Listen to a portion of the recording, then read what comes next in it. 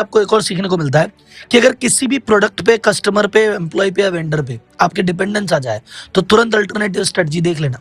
उस समय उन्होंने कहा हमारा 100% जो लेनी देनी है सिगरेट से है, इसको कुछ हुआ हम तो गए, तो दूसरे प्रोडक्ट में आई। ऐसे अगर आपको लगता है कि यार मेरा तो मेजर लेना देना ये कस्टमर से है, तो फटाफट उसका अल्टरनेटिव ढूंढो और बनाओ, उसके भरोसे मत बैठो।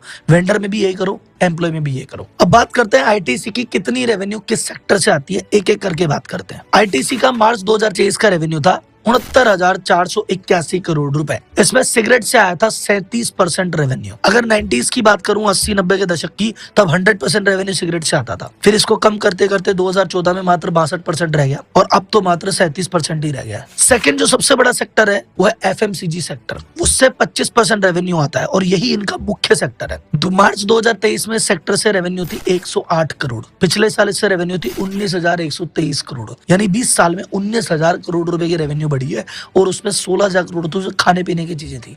तो इस एफएमसीजी सेक्टर को वीडियो के आगे डिटेल में बताऊंगा कितने प्रोडक्ट हैं, कैसे लॉन्च किए, क्या स्ट्रेटजी है। तीसरा सेक्टर इनका है एग्रीकल्चर एक्सपोर्ट। 20% रेवेन्यू वहां से आती है।